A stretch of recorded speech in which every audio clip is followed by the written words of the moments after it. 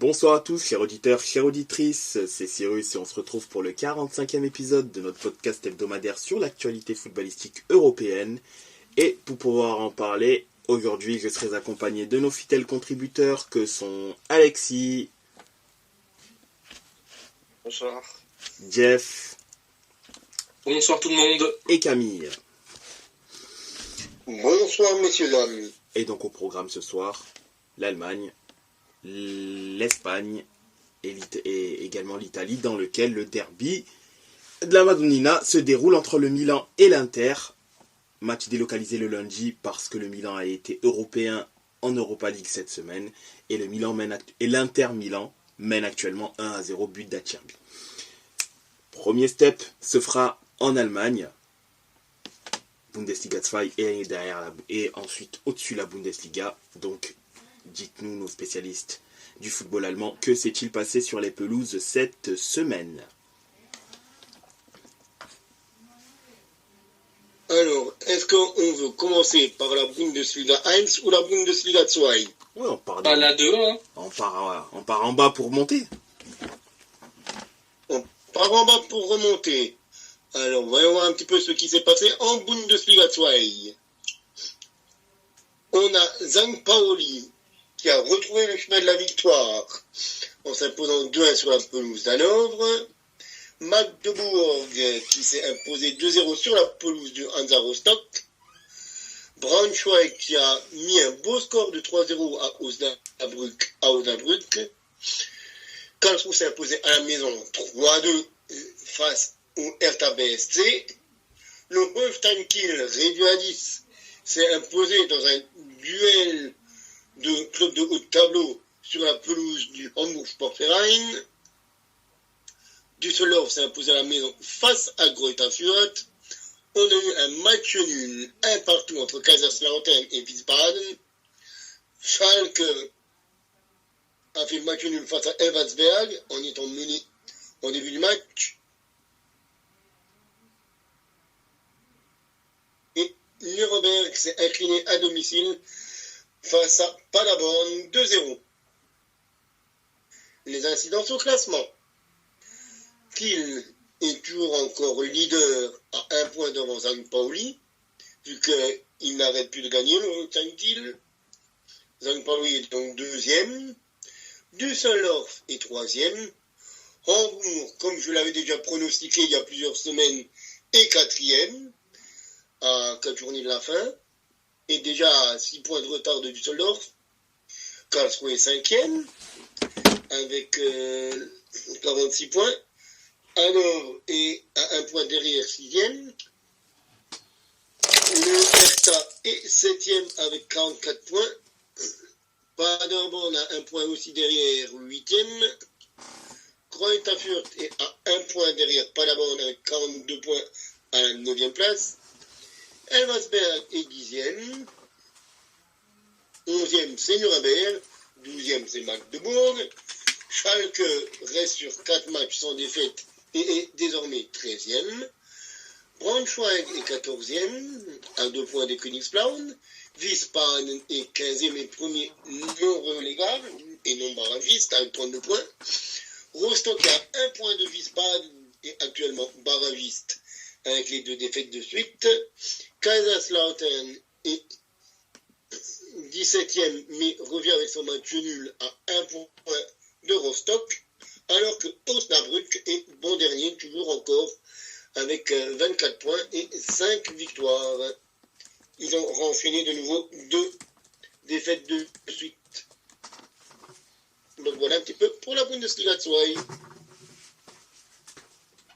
Est-ce qu'on passerait pas un petit peu à la Bundesliga 1? Bien sûr. Et à ce moment-là, je vais laisser la parole à mon ami Alexis, qui aura certainement quelque chose à nous raconter par rapport à Mayence.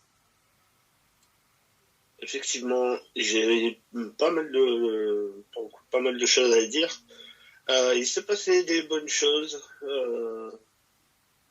déjà pour Mayence, et des scores en faveur donc du coup de Mayence.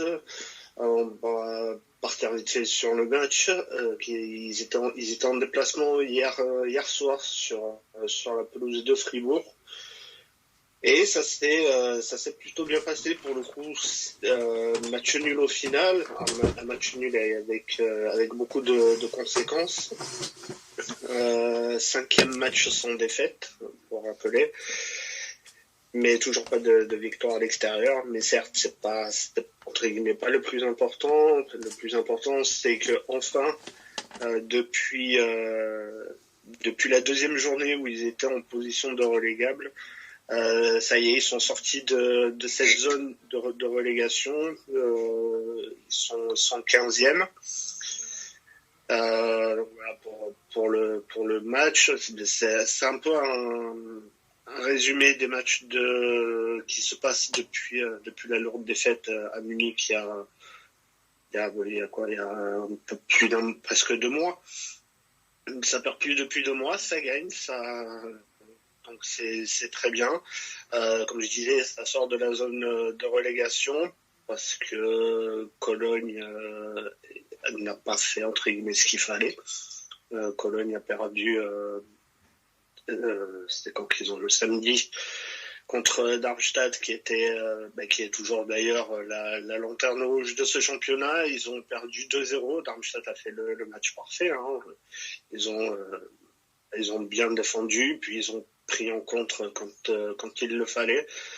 Donc voilà, Cologne qui est à 5 points de Mayence, Cologne 17e qui est à 5 points de Mayence 15e, tout en sachant que la semaine prochaine, dimanche prochain, il y a Mayence qui reçoit Cologne. On part du principe que s'il y a victoire à 3 journées de la fin et 8 points d'avance sur Cologne, on peut penser qu'il n'y aura pas de relégation immédiate. Parce que je pense que 8 points, ça sera impossible à rattraper pour eux.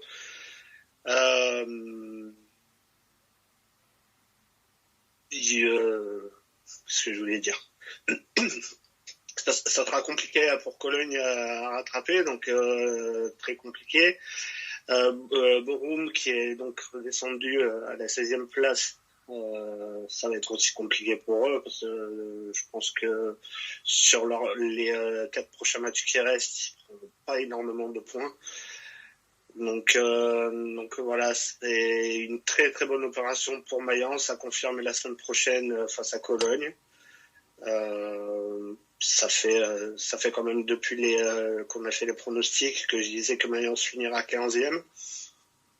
Je suis pas loin de penser qu'il pourrait peut-être finir un tout petit peu plus haut, mais bon, si déjà ça termine 15e, ça sera déjà une très très bonne nouvelle. Donc voilà, des bonnes choses ce week-end. Donc voilà, moi j'ai pas forcément grand chose à rajouter. Donc voilà, je pense que tu as des choses à dire, Camille, sur ça ou sur. Eh bien, pas sur le match de Mayence, car je ne l'ai pas gardé. Mais pour moi, il y avait 2 matchs qui m'intéressaient, voire 3, dont 2 que j'ai débriefés. Il y avait le Heidenheim-Leipzig, parce que Leipzig joue toujours encore sa qualification en C1. Et ils avaient ouvert le score par Cesco juste avant la mi-temps. Heidenheim avait fait une très bonne première mi-temps, franchement, en mettant franchement en difficulté le RBL. Heidenheim avait même égalisé à 20 minutes du terme par Dovedan qui venait d'entrer, Nicolas Dovedan. Mais c'est l'ancien buteur du Racing Club de Lens, Loïs Openda, qui est allé donner à 5 minutes du terme la victoire au Touron Rouge, au Rotoboul. Donc ils ont réussi à ne pas perdre de distance par rapport à aux équipes devant eux et à garder une distance par rapport à l'équipe derrière eux. On verra ça évidemment lors de l'énoncé du classement. Il y a évidemment le Bayern qui essaie toujours encore de faire amende honorable avec sa deuxième ou troisième place. C'est selon comment se finira le championnat. Normalement, vu les résultats de ce week-end, il devrait finir à la seconde place. Le Bayern qui a mis un 5-1 Humanita à l'Union de Berlin, et encore 5-1, le but de Berlin, le but des Métallos, est arrivé à la 90e. Donc, ça a vraiment été parce que le Bayern était déjà à moitié rentré au vestiaire. Et pourquoi je dis que le Bayern devrait être deuxième? Tout simplement parce que Stuttgart s'est incliné. Stuttgart s'est incliné sur la pelouse du Werder, sur un doublé de Marvin Duksch, avec Undav qui réduira le score à 20 minutes de la fin. Mais le mal était fait pour les Swabs. Dommage, donc on voit que quand Serhou Guirassy ne marque pas, ça devient compliqué, même si Undav est aussi un des meilleurs buteurs du championnat. On a l'Eintracht Francfort qui s'est imposé 3 face à Augsbourg. Cologne qui s'est incliné à domicile face à Darmstadt 2-0. Le match à rebondissement, le match à but, c'était Hoffenheim-Gladbach avec un 4-3, dont 2 buts dans les toutes dernières minutes. Le troisième but de Gladbach à la 89e et Stark à la 91e. Mais évidemment, on attendait de voir le match du néo-champion d'Allemagne. Et ils ont failli fauter, ils ont failli plancher, nos amis de Leverkusen, parce que à la 81e minute, Niklas Füllkrug qui ouvre le score pour le BVB, et là, je me suis dit, mince, ça y est, juste après le sacre, en plus contre le BVB, ils vont réussir à tomber. Et non, qu'est-ce qui se passe? À la 97e minute, c'est Florian Wirtz qui délivre sur un corner une passe décisive pour Stanisic, qui vient au premier poteau égaliser pour les Leverkusen. Et donc, 45e match, toute compétition confondue, sans défaite pour le Werkself. Incroyable, cette équipe est vraiment... oui, c'est vraiment le mot incroyable. Je n'ai pas d'autre qualificatif qui leur correspond plus. Pour moi, ils sont vraiment... ce n'est pas incroyable ce qu'ils font. Ils sont invincibles. Et du coup, au classement, les Leverkusen, toujours encore invaincus. Ils sont à 80 points. 80 points en 30 matchs. 25 matchs gagnés, 5 matchs nuls. Ils sont à 14 points du Bayern, deuxième. Leipzig est à 3 points du Bayern, troisième. Les quatrièmes, c'est Leipzig avec 59 points. Dortmund, du coup, qui fait match nul, ne réintègre pas le top 4 et cinquième actuellement.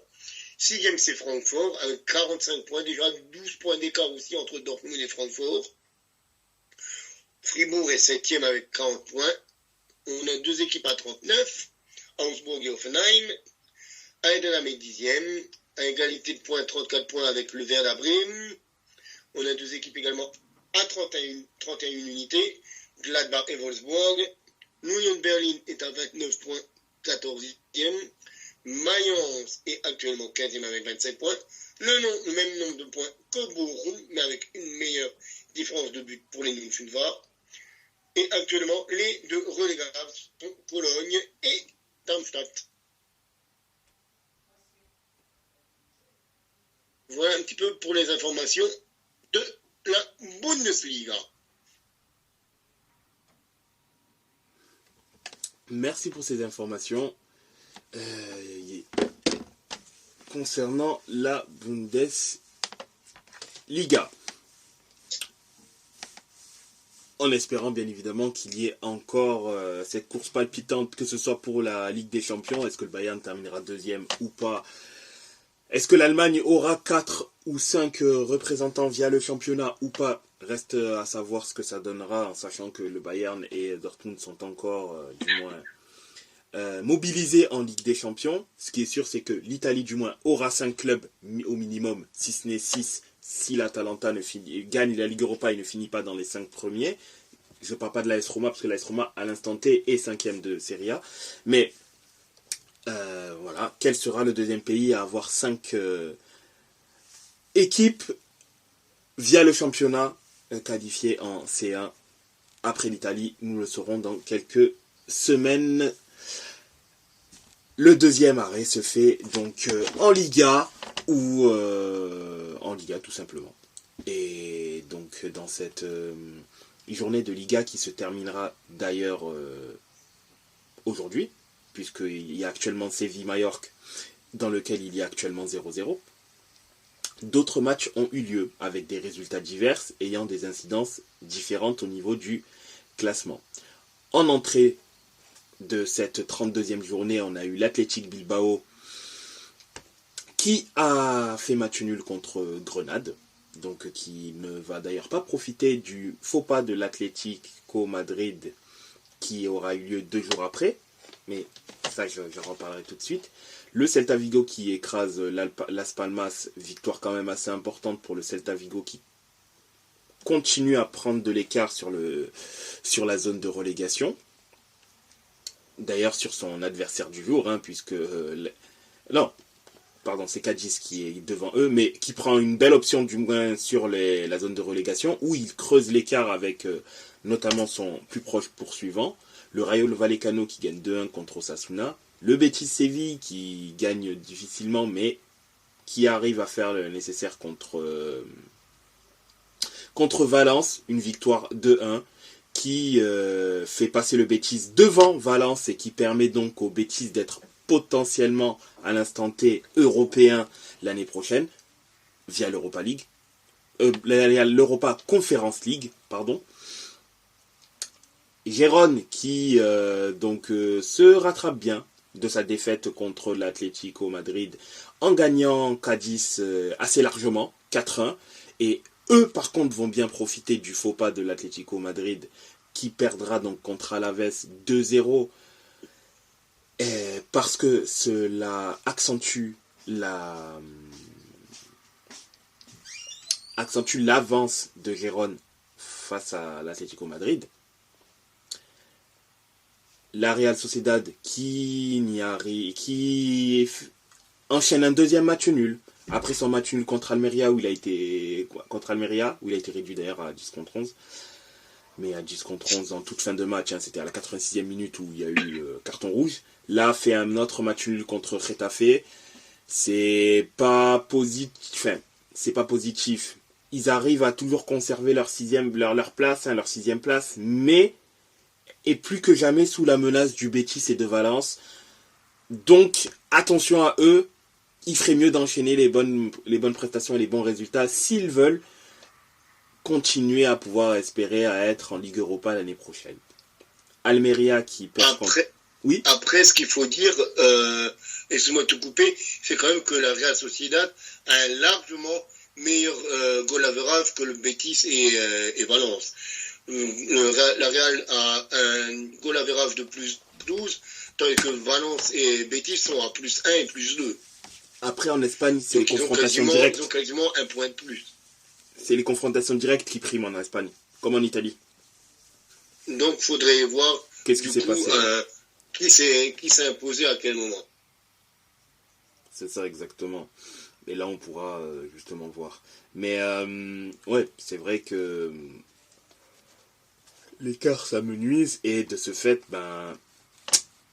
tout n'est pas encore fait, du moins pour la Sociedad, concernant une qualification en Europa League déjà l'année prochaine.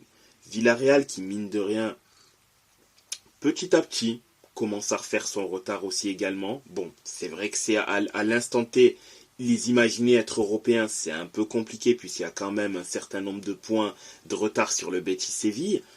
Mais on est à la 32e journée. Il reste encore 6 journées. Mathématiquement, c'est pas encore tout n'est pas perdu. Donc, à voir de ce que cela peut donner. Mais courte, mais précieuse victoire arraché d'ailleurs sur le gong à la 92e pour Villarreal et contre le dernier de classement. Et il y a eu le grand match également. Le grand match, le Classico, Real Madrid contre le FC Barcelone.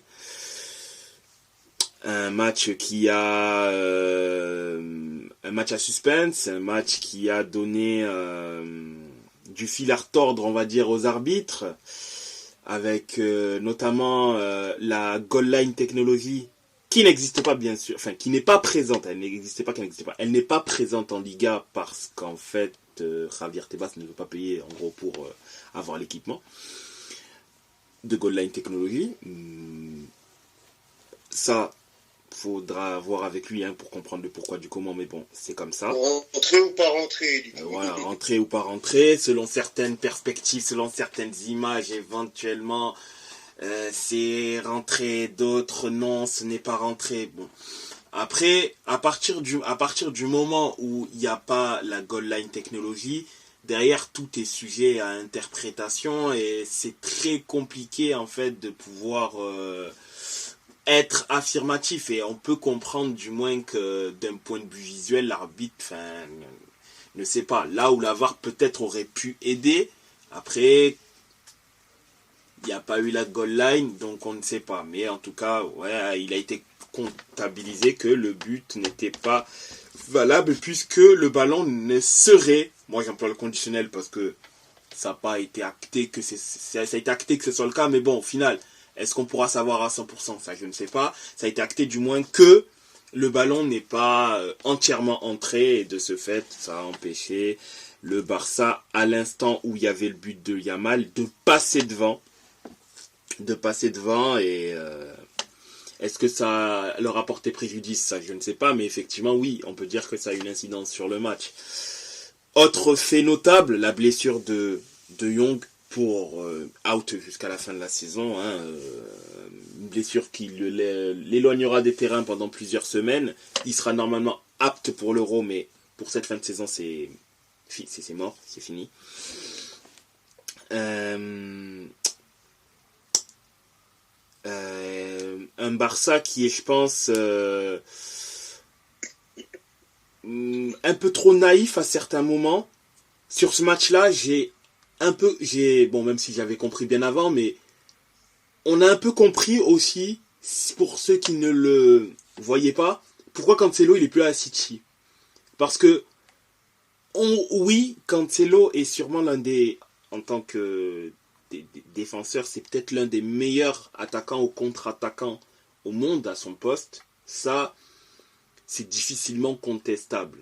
Mais Cancelo... Le problème, c'est qu'il est quand même défenseur latéral. C'est ça, il est défenseur latéral et on a toujours cette impression qu'il a des sauts d'humeur ou parfois en fait il joue sa partition en oubliant en fait son poste parfois qui est d'être défenseur et tu te dis mais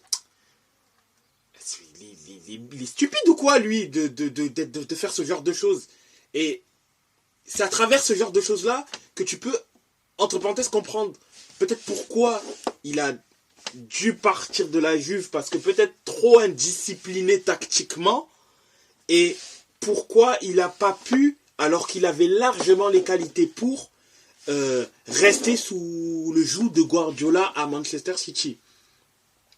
Mais la Juve, personne encore à l'heure actuelle ne comprend pourquoi il est parti. Moi je pense que c'est... Alors, moi je pense que ce serait ça, parce que Danilo, on peut dire ce qu'on veut de lui, oui, en soi en termes de qualité, Cancelo a de plus grandes qualités que lui, mais Danilo est quand même d'un joueur qui est plutôt discipliné tactiquement et qui se... Enfin, je dis pas Cancelo, c'est un bad boy, on va pas aller jusque là, mais à moindre mesure bien évidemment, mais il se plie plus et c'est moins un joueur qui est capable de faire éventuellement des vagues. Là où Cancelo, il aurait apparemment quand même un petit caractère, tu vois, qui fait que des fois, tu vois, il peut avoir des trous d'air, il peut ne pas accepter... Clairement, Danilo, il est ce qu'on appelle Dajuve. il s'est plongé dans le moule Juventino. C'est d'ailleurs pour ça que c'est un de nos capitaines et vraiment, j'ai un grand respect pour Danilo. Mais au moment où on échange Cancelo contre Danilo, il faut se souvenir que Danilo, il est un remplaçant du remplaçant à City. Ouais, oui. Il est remplaçant de, je ne sais plus qui était le remplaçant de Walker à l'époque, ou est-ce que Walker n'était pas le remplaçant d'un autre joueur? Non, Walker, je crois qu'il était déjà titulaire et Danilo était son remplaçant. Si je ne me trompe pas à l'époque. Mais Walker était déjà titulaire. Non, il me semble qu'il était en concurrence avec un autre remplaçant de Walker. Donc il était vraiment... c'était vraiment la 5e roue du carrosse, quoi, à l'époque. Donc au début, je me suis dit, punaise, on échange un mec, Cancelo, qui était une des plus belles promesses au niveau latéraux, quoi, en Europe, contre Danilo. Je me suis dit, mais à quel moment c'est autorisé même de faire ça? Bon, après, on a vu et on a appris à connaître Danilo. Et Danilo, évidemment, il est Danilo, c'est un des défenseurs les plus sérieux et disciplinés, comme tu le dis, d'Europe. Mais au début, je me suis dit, mais où est-ce qu'on va là? Mais qu'est-ce qu'on fait? Parce que, voilà. Mais comme tu dis, Cancelo, il ne sait pas défendre, tout simplement. Faut à un moment mettre les pieds dans le plat. Et ça serait un mec qui serait très très bon en milieu de terrain. Et en défense, quand tu es défenseur latéral et que tu ne sais pas défendre, ça pose un problème. Et je te confirme bien, Danilo, il était bien c'était bien le remplaçant de Walker à ce moment-là. Ils avaient deux défenseurs droits, c'était Kyle Walker et Danilo, et à gauche, c'était Benjamin Mendy et Zinchenko, Fabian Delph, parce que Fabian Delph aussi des fois jouait en tant que défenseur gauche, mais voilà, c'était globalement ça, les paires de latéraux à City, du moins l'année en 2018-2019, avant que l'année avant que Cancelo vienne à Manchester City. Voilà. Mais moi je pense qu'à peut-être la seule chose logique ce serait ça en réalité, parce que sinon t'as pas de raison spéciale de vouloir Cancelo, pas parce qu'il est pas bon. Moi j'en vois une très grande, moi. Moi, je vois une très grande de raison. Le pognon. Oui, aussi.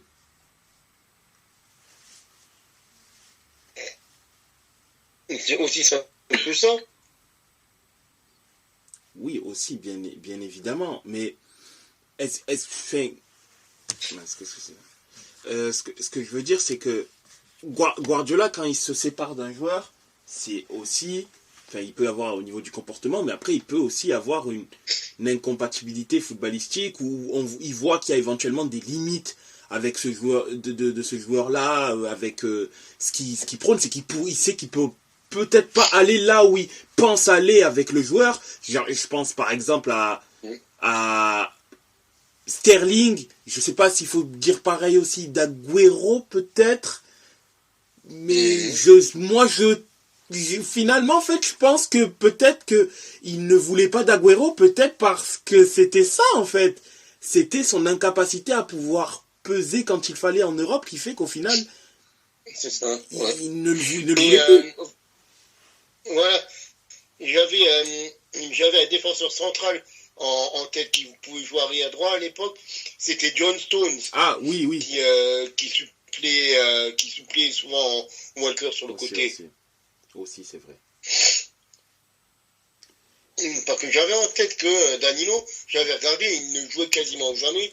Et c'était Walker, sinon c'était John Stones qui dépannait sur le côté droit. Et quand ni Walker ni Stones étaient là c'était Danilo qui jouait.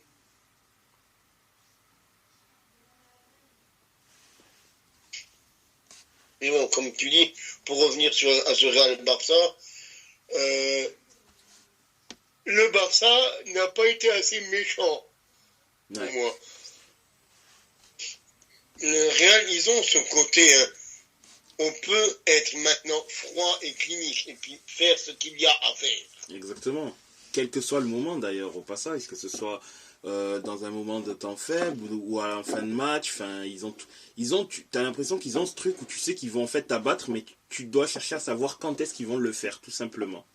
Et là, c'est venu en toute fin de match, où ils ont éteint. Avec encore une fois Jude Bellingham. C'est ça, exactement.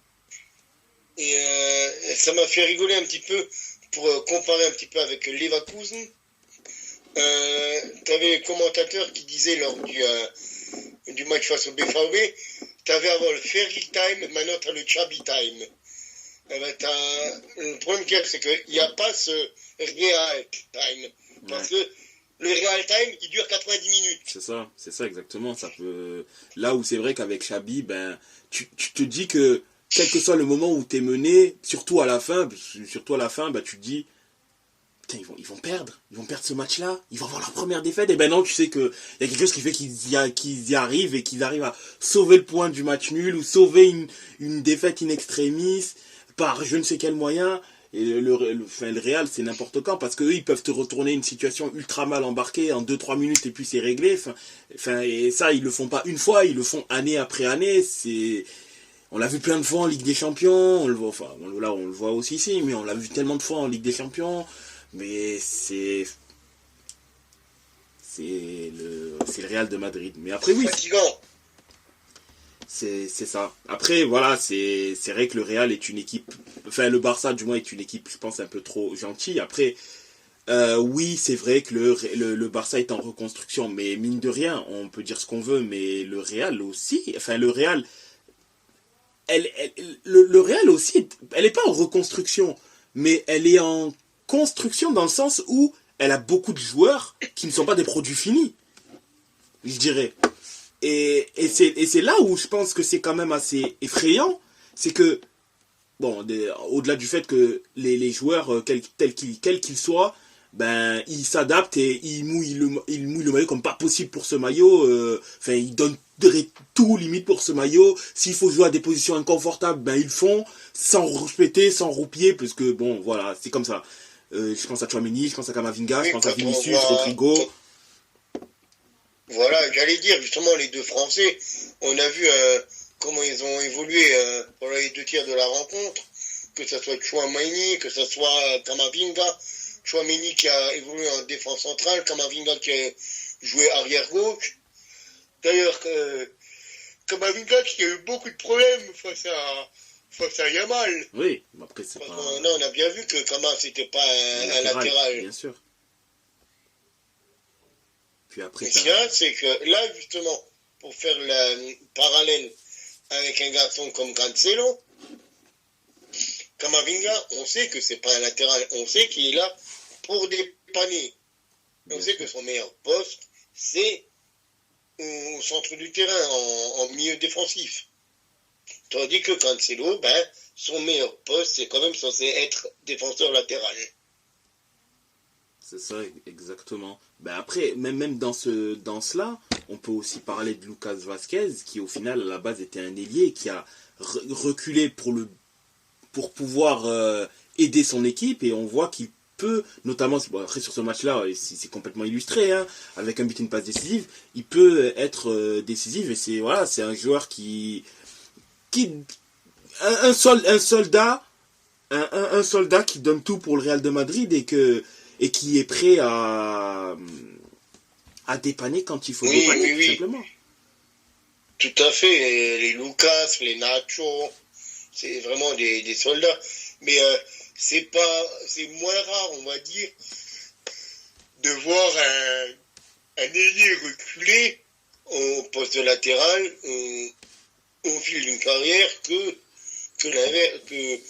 par exemple, comme Camavinga, de voir un 6 qui devient latéral. Même si je pense quand même qu'il a vraiment pas des prédispositions pour être latéral, là vraiment il dépanne. Bon, il le fait, il donne ce qu'il fait, il donne ce qu'il peut, mais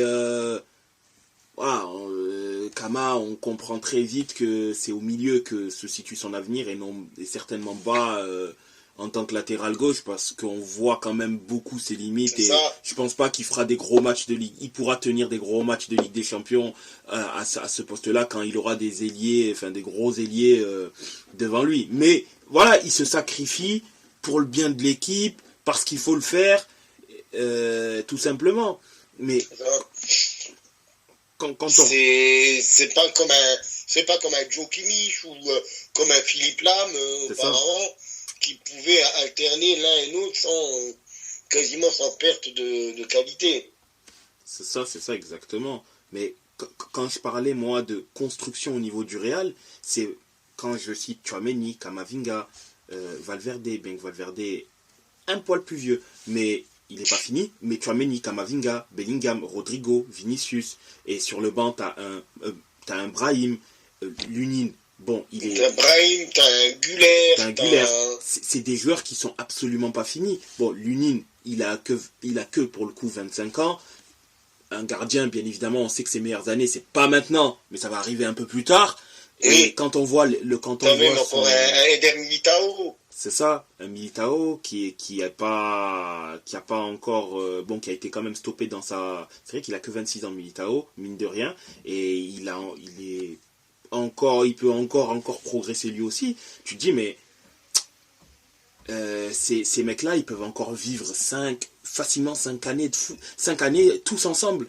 Et on se dit aujourd'hui, ils ont ce niveau de jeu-là, mais vu leur âge, qu'est-ce que ça va devenir dans 4-5 ans concrètement, en sachant qu'ils sont en lice pour déjà gagner une deuxième Ligue des Champions dans ce groupe de joueurs-là, puisque une grande partie de ce groupe de joueurs-là est venue un peu plus tard, autour de l'année 2000, après du moins la fin de Cristiano Ronaldo, ils sont venus tous un peu après. Mais, et donc la petite période de reconstruction qu'ils ont eue pendant 2 saisons où le Real était un peu moins performant, notamment aussi en Ligue des Champions, c'est les deux seules fois où ils n'ont pas terminé d'ailleurs en demi-finale de Ligue des Champions. 2010, c'était je crois 2010, 2019, 2019, 2020. Sinon c'est toujours en demi-finale, minimum en Ligue des Champions. Voilà, l'excellence à l'état pur. Mais ouais, c'est ce groupe-là, dans 4-5 ans, ça va être quoi en fait? En sachant que éventuellement il y aura des joueurs qui vont peut-être qui vont plus être là. Kroos, dans 4-5 ans, il sera plus là. Modric, il sera plus là. Rudiger, il sera peut-être là, mais est-ce qu'il aura le même? Peut-être il sera là, peut-être il sera plus là, ça on ne sait pas. Vasquez, il sera plus là.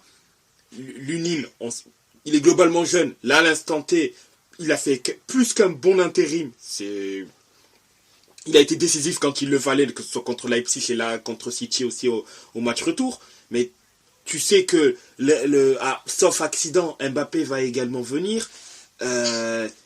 C'est effrayant en fait. Lunin, il me fait un petit peu penser au gardien remplaçant de City, Stéphane Ortega. C'est un garçon qui est clairement en dessous du niveau du titulaire, mais qui a fait un excellent intérim. Après le souci de Lunin, c'est que bon, quand il a été recruté, il faisait partie des meilleurs jeunes de sa génération. Après sa promo, c'est ça. Mais le fait est que il soit au Real de Madrid n'a pas forcément aidé, dans le sens où ça l'a forcément stoppé dans sa progression, puisqu'il ne pouvait pas parce que mine de rien Lunin, ça fait quelques années déjà qu'il est là au Real, mais il ne jouait quasiment pas de match, et donc c'est compliqué de progresser quand tu ne joues pas de match. Et là c'est bien, il saisit l'occasion qu'il a, et faudra voir déjà ce que ça va donner au retour de Courtois. Mais est-ce que Courtois va revenir avec les mêmes capacités qu'avant? On ne sait pas, parce que mine de rien, ça va pas être facile pour lui. On espère quand même qu'il aura un bon rétablissement, hein, attention, mais ça va quand même pas être facile pour lui. Faut voir tout simplement. Et bon, il est pas, il rentre en plus dans ses meilleures années en tant que gardien, et bon, faudra voir ce que ça va donner. Tout simplement, vraiment, faudra voir. Mais Au moins, ce qui est sûr, c'est que Lunin a fait un très bel intérim. Un peu comme le second gardien de Liverpool, hein, quand Alisson n'était pas là. Keller, c'est ça. Il a fait plus que le job, quoi. Il a été bon. Il est difficilement critiquable sur son intérim. Mais après, voilà, c'est vrai qu'avant... Je trouve que quasiment tous les gardiens des gros clubs de première ligue cette saison se sont gérés. Ouais. Sauf Raya. Moi, j'aime pas Raya. Mais... Oui, sauf Raya. mais parce que je trouve que mais si tu regardes, que ça soit Keller, que ça soit, comme je disais, Ortega, c'était pas mauvais, c'était même relativement bon. Oui, en effet, c'est vrai. D'ailleurs, c'est qui le gardien de Chelsea en ce moment? J'ai tellement un trou de mémoire. C'est plus l'Espagnol, comment il s'appelle Kepa est au Real. Et ils l'ont pas gardé au final. Pas qu'ils l'avaient prêté. Oui, ils l'ont prêté au Real. Ah, ils l'ont prêté au Real, mais il me semble qu'il est encore au Real. C'est juste qu'il a perdu sa place au profit de Lunin, tout simplement, parce qu'il s'est blessé, je crois, à un moment donné. Il s'est blessé et... Oui. Ah, voilà, c'est à ce moment-là. Ah oui, c'est Sanchez, le gardien. Ouais, et c'est Petrovic, Robert Sanchez, l'ancien...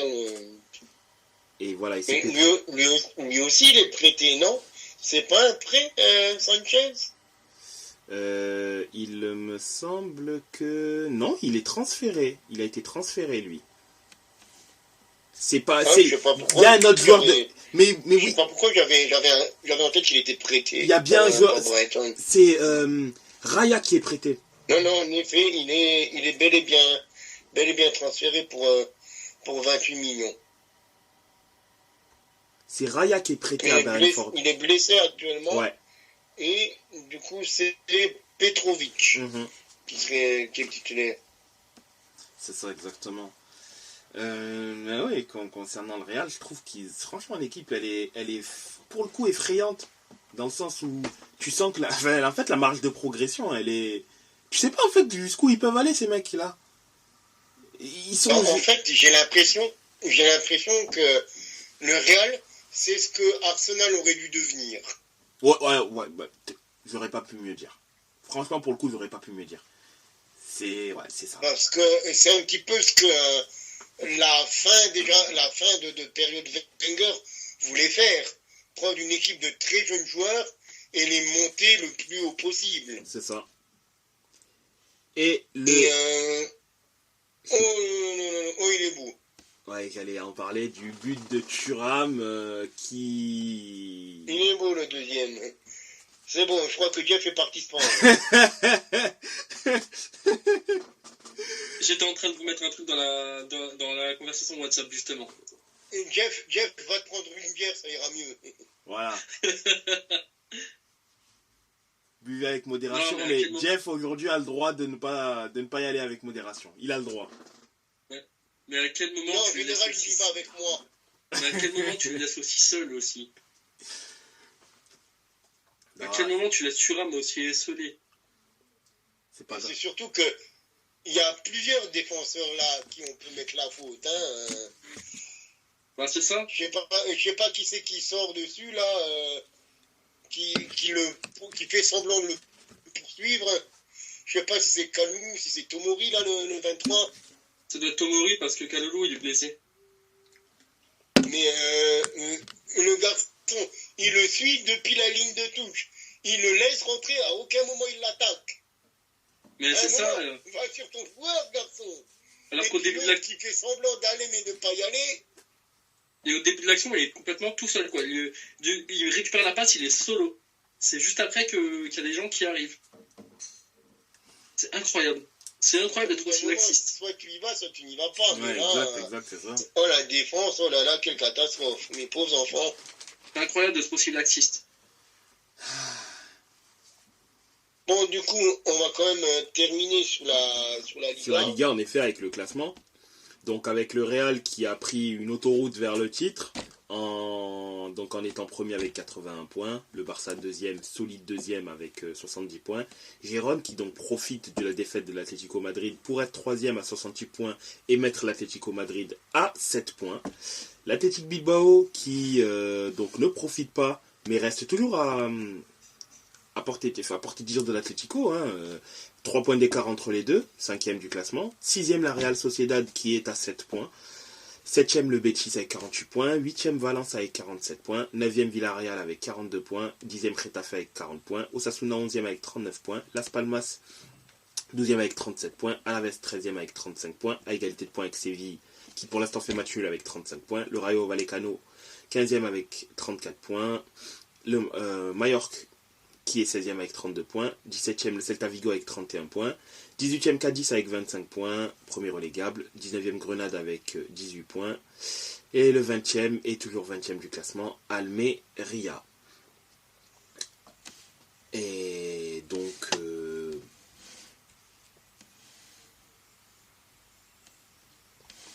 concernant la Serie A,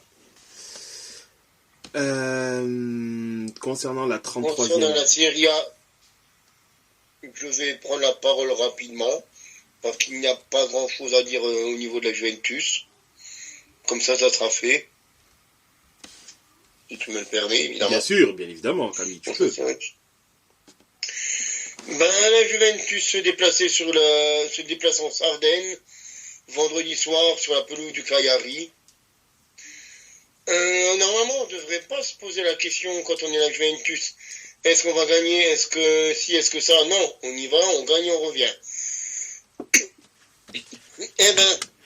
Au bout de 36 minutes, la Juve était menée 2-0 sur 2 pénaltys, 2 grosses erreurs défensives. C'est vraiment à ne plus rien comprendre. Heureusement qu'on a un garçon devant qui s'appelle Dusan Vlahovic, qui est actuellement, sur ces 2 dernières saisons, un des meilleurs tireurs de coups francs d'Europe, avec 4 coups francs cadrés. C'est lui qui réduit le score à la 61e minute, et on doit notre salut et le point décroché seulement pour un contre son camp de Dossena. Donc voilà.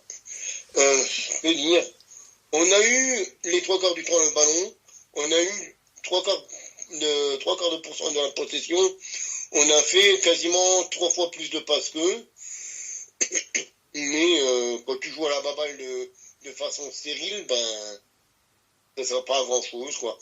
On aurait dit l'Espagne, la fin de domination de l'Espagne quand il n'arrivait plus à faire grand chose, l'Espagne de 2014. Donc le fin de cycle de la grande équipe, quand ils jouent au tiki-taka, mais qu'ils n'arrivaient plus à arriver dans les surfaces. Donc bon, voilà, encore un match sans victoire pour la Juventus. Et comme je dis depuis plusieurs semaines, voire plusieurs mois maintenant, il est grand temps que cette saison se termine. On devrait se débarrasser de plusieurs points morts, que ça soit des Tio, que ça soit Alexandro, et surtout un nouveau coach la saison prochaine. Avec Mota. On souffle fort en espérant que ça arrive. C'est sûr, ça a été fortement, enfin ça a été de façon officiellement annoncé, je crois qu'il partait Allegri. Ça a été officiellement c'est officiellement annoncé, mais moi, tant que je n'ai rien de prouvé, il est encore là. Donc, le jour où je le verrai partir, et je me dirai, bon, là c'est bon, là il est parti, là j'y croirai. Mais autrement, à part le match qui se joue actuellement, que s'est-il passé en Serie A? On a dans un match pour le haut de tableau, on avait le Bologne qui se déplaçait à la Roma, et un Bologne qui s'est imposé 3-1, qui menait 2-0 à la pause, avant que Azmoun réduise le score pour la Roma, et Selmakers, un des joueurs préférés de Jeff, donne une victoire plus probante au Bologne. Avec un beau but en plus. L'Empoli qui s'est imposé à domicile face à Naples. Bravo Naples. Quel parcours cette saison. 10e défaite déjà pour le champion en titre. Lazio s'est imposé 2-0 sur la pelouse de la Salernitana. Le Torino a fait 0-0 face à Frosinone à domicile. L'Hellas s'est imposé 1-0 face à l'Udinese. Et la Lazio s'est imposée sur la pelouse du Genoa. En notant encore que le Lecce s'est imposé à l'extérieur sur la pelouse de Sassuolo 3-0. Et donc il y a encore le Milan qui joue face à l'Inter actuellement. Et l'Inter mène 2-0 à la 57e. C'est ça, exactement. Et au classement, qu'est-ce que ça donne, Camille? Et donc au classement, l'Inter fait toujours encore cavalier seul avec une seule défaite au compteur en 33 rencontres, 86 points pour l'Inter qui peut encore jouer le record quasiment de la Juve. On a le Milan qui est quand même un solide deuxième avec 69 points. La Juve est troisième actuellement, repassée devant le Bologne à 2 points du Bologne. Quatrième. La Roma est cinquième, quand même déjà un peu distante avec 55 points. L'Atalanta est juste derrière les Giallorossi avec 54 points. La Lazio est à 3 points des frères ennemis de la Louve. Le Napoli est huitième avec 49 points, déjà à 6 points des zones européennes. La Fiorentina est 9e, le Toro est 10e, Monza 11e, Genoa 12e, le Lecce est 13e, le Cagliari est 14e, l'Hellas Vérone, grâce à son succès, remonte à la 15e place, tout comme l'Empoli qui remonte à la 16e, Udine est désormais 17e, Frosinone est le premier relégable, suivent encore Sassuolo et la Salernitana qui est déjà quasiment reléguée avec 2 petites victoires depuis le début de la saison et seulement 15 points au compteur. Et merci pour ces informations. Messieurs, je vous propose de faire une petite pause. Exactement. Histoire de boire un coup et on revient tout de suite. À tout de suite. Et nous vous revoici pour la seconde partie de notre podcast. Et cette fois-ci, on parlera de ce qui s'est passé en Angleterre et en France. Donc en Angleterre, la journée, donc la 34e journée de Première Ligue a été écourtée pour certaines équipes car étant mobilisées en FA Cup, en demi-finale de FA Cup. Que ce soit Manchester City, Chelsea et Manchester United notamment. Donc eux n'ont pas joué puisque étant mobilisés en FA Cup. Donc il y a eu d'autres matchs, hein, bien évidemment, comme le match de Liverpool qui donc a gagné contre Fulham. A gagné contre Fulham qui s'est bien rassuré hein, après sa course. Un petit 3-1 des familles. 3-1 des familles, hein, donc toujours bien placé dans la course au titre. Hein. Arsenal qui lui aussi a gagné son match contre les. Qui s'est aussi rassuré. Aussi, c'est ça, qui s'est aussi rassuré. La pelouse des Wolves. Par l'intermédiaire de Trossard. Avec un de leurs meilleurs joueurs et un de leurs meilleurs remplaçants qui ont scoré. Avec Trossard et Odegaard. Trossard qui est vraiment ce genre de joueur, le 12e, 13e, 14e joueur. Qui est vraiment ce qu'on appelle un super sub. Exactement, vraiment, c'est comme un peu, je dirais, Diego Jota à Liverpool. Lorsqu'il a été blessé, il a quand même aussi beaucoup manqué, mais il a ce rôle-là qui fait qu'il... rôle de joueur de la 60e minute. C'est ça, exactement, et ça, il aura quand même manqué à Liverpool, même si Liverpool s'en est bien sorti, attention, mais... C'est vrai qu'avec Rota, c'est une menace supplémentaire sur le banc qui est prête à pouvoir apporter... Une cartouche de plus dans le fusil. Exactement, c'est ça, tout simplement. Aston Villa. J'allais justement parler de Villa, qui s'est aussi imposé 3-1. Ça devait être un score un petit peu du côté de l'Angleterre ce week-end, Ouais. avec deux joueurs que je suis content d'avoir vu marquer, Moussa Diaby et Leon Bailey, l'ancien de Leverkusen. Alors qu'il y a un ancien de Chelsea qui a marqué pour Bournemouth, Solanke. Dominique Solanke. Et Watkins, hein, toujours aussi pesant toujours autant sur le jeu des Villains. Hein. Pour une fois, ce n'est pas lui qui a marqué. Mais il est double passeur décisif. Et impliqué sur 31 buts. Et impliqué sur 31 buts en 33 matchs pour 19 buts et 12 passes décisives. Tout de même. Extraordinaire, un double-double. Exact. Il y avait aussi des matchs il y avait Crystal Palace qui s'est imposé face à West Ham. Pour moi, c'est une des mauvaises opérations quand même de cette journée. West Ham qui aurait pu se dire qu'il pouvait dépasser Newcastle et United. C'est ça. En jouant les matchs qu'ils n'ont pas encore joués. Même si Newcastle et United ont quand même 2 matchs de moins que les Hammers. Je pense que West Ham va finir 8-9e, parce que là, ils sont 8e, mais quand on regarde même une équipe comme Chelsea, a 3 matchs de moins que eux, et seulement 1 point de moins. Brighton en a 2 également et est à 44 points. Donc ouais, les Hammers peuvent clairement terminer dans le ventre mou du classement. Hein, clairement. Voilà, exactement ça. Il y avait aussi des matchs de fond de tableau avec un Brentford-Luton par exemple. Brentford qui a repris un petit peu de l'air par rapport au fond de classement en étant un solide 15e du coup. Oui. Après leur gifle à Luton Town 5-1. Et il y avait il y avait 2 matchs de toutes les peurs. Le Sheffield-Burnley, soit le dernier contre l'avant-dernier. Et c'est Burnley qui allait taper Sheffield. Donc Burnley est toujours encore relégable, mais n'est plus qu'à 3 points de Nottingham Forest. C'est ça. Et pourquoi je dis que c'est une bonne opération? Tout simplement parce que Everton s'est imposé à domicile face à Nottingham Forest.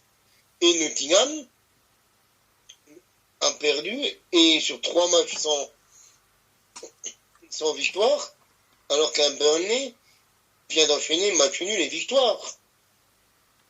Et donc, s'il continue encore sur un rythme comme ça, il pourrait encore, sur les 4 derniers matchs, peut-être, comme on dit, faire la nique à Nottingham Forest. Tout en sachant qu'en 38e journée, il y a un Burnley-Nottingham Forest. Imagine si ils en sont encore là, à ce moment-là, et qu'ils sont toujours encore à 3 points l'un de l'autre. Bon, s'ils étaient à 3 points l'un de l'autre, vu que c'est pas la différence particulière qui joue avec les confrontations, là, Forest serait quand même sauvé. Parce qu'il serait à 3 points, mais avec une différence de but quand même de 14 favorable. Ouais, quoi. c'est ça, ouais, elle est très favorable à Nottingham Forest. Ouais, Mais si Burnley arrivait encore à grappiller un point jusque-là, s'il y avait 2 points, voire même 1 point, là on pourrait se dire, oh, je suis pas sûr que Nottingham reste. Après, malheureusement pour Burnley, à part ce match qui peut être pour la survie en Première Ligue, ils jouent United, Newcastle, Tottenham. Là où Nottingham Forest va jouer Sheffield, pas tout de suite, hein, puisqu'ils ont quand même City à prendre avant, mais ils vont jouer Sheffield. Et bon, ils ont City, Sheffield, Chelsea et Burnley. Mais le problème, c'est qu'ils ont Sheffield. Chelsea, ça peut être tout ou rien. Mais tout comme peut l'être Manchester United, qui a failli s'incliner en FA Cup contre Coventry. United. Oui, Manchester United, oui, en effet. Oui. En effet. Après, par rapport à ça, c'est surtout que Là, Burnley doit prendre 3 points à minima 3 points de plus, doit revenir à égalité avec Nottingham Forest pour espérer et pour espérer derrière éventuellement se maintenir. Ils n'auront en fait quasiment pas de temps mort, malheureusement. Là où Nottingham Forest, s'ils gagnent Sheffield, on peut à peu près dire que ça va être extrêmement... Oui, voilà, ils peuvent souffler. Et bon, par rapport à Sheffield, hein, enfin, pas par rapport à Sheffield, mais par rapport du moins à Burnley, ça pourrait être déjà acté. Mais par contre, il y a Luton, à qui, par contre, eux, ils peuvent encore... mathématiquement toujours le faire. Ils ont un calendrier qui est plus favorable, pour le coup. Ils ont un calendrier qui est plus favorable. Ils vont prendre les Wolves. C'est quand même, ils sont bons, mais ils sont quand même prenables. Il y a Everton, ça va être un match très important. Ils ont West Ham. Ils ont un West Ham qui, peut-être à ce moment-là, n'aura plus rien à jouer. C'est ça, exactement, qui ne va pas très bien d'ailleurs, mine de rien, en championnat. Hein. C'est des résultats un peu brinque-ballants. À part une victoire contre les Wolves, et leur dernière victoire en championnat, c'était début mars, contre Everton, Brentford, mais sinon, ça perdait également énormément. Enfin, c'est pas l'équipe la plus en forme en ce moment, West Ham, donc il y a quelque chose à faire là-bas. Et ensuite, il y a Fulham aussi, qui est pas dans une si bonne dynamique que ça, au moins sur les 5 derniers matchs. Et c'est surtout qu'ils ont perdu, par exemple, contre Nottingham Forest, fait 3-3 contre Sheffield. Il y a quelque chose à faire. Du côté de Luton, clairement, il y a quelque chose à faire. Il y a moyen de pouvoir coiffer... Ils peuvent se sauver, clairement. Exactement, ils peuvent se sauver. Franchement, pour le coup, ils peuvent se sauver. Et ils ont un calendrier beaucoup plus favorable que Nottingham Forest. Ça... Et par contre, à ton avis, et j'aimerais bien l'avis des deux autres aussi, est-ce que vous pensez que Arsenal peut décrocher le titre? Non. Non. Parce que quand je regarde, il y a City qui a un match de moins, qui a un point. Si City n'arrivait pas à remporter ce match en retard, est-ce que, admettons que les trois équipes maintenant soient même admettons Manchester City fait match nul sur son match en retard, les trois équipes sont à 74 points. Est-ce que vous les voyez, pas gagner Arsenal?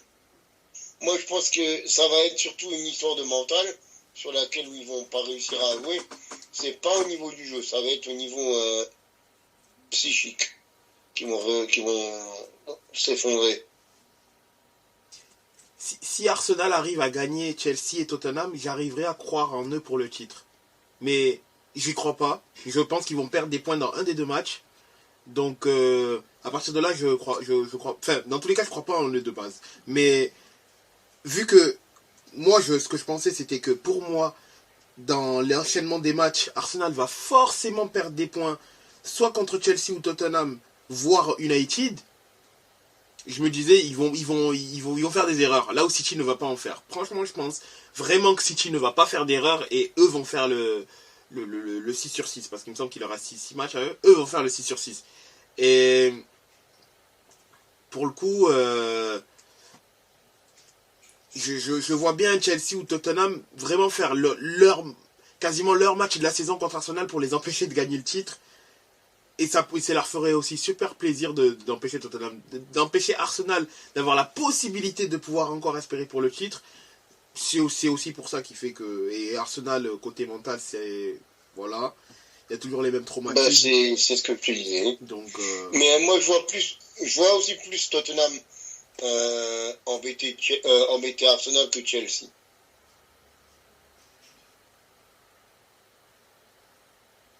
Je vois largement plus Tottenham les gêner. Ben, le truc, c'est que Chelsea, en fait, c'est vraiment l'équipe imprévisible, pour le coup. Là où Tottenham, tu vas à peu près comprendre comment ils vont essayer de le faire.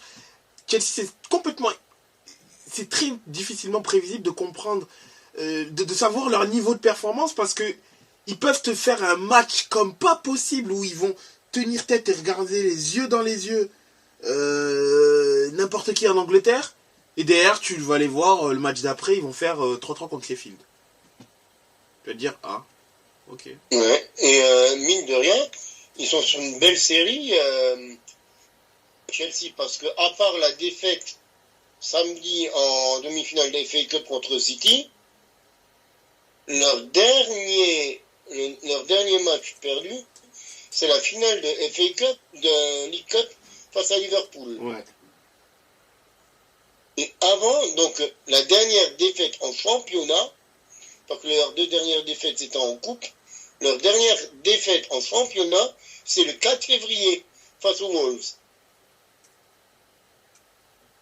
Ce qui veut dire qu'ils ont fait victoire à Crystal Palace, match nul à City, match nul à Brentford, victoire à Newcastle, match nul à Burnley, victoire à Manchester, match nul à Sheffield, victoire à Chelsea.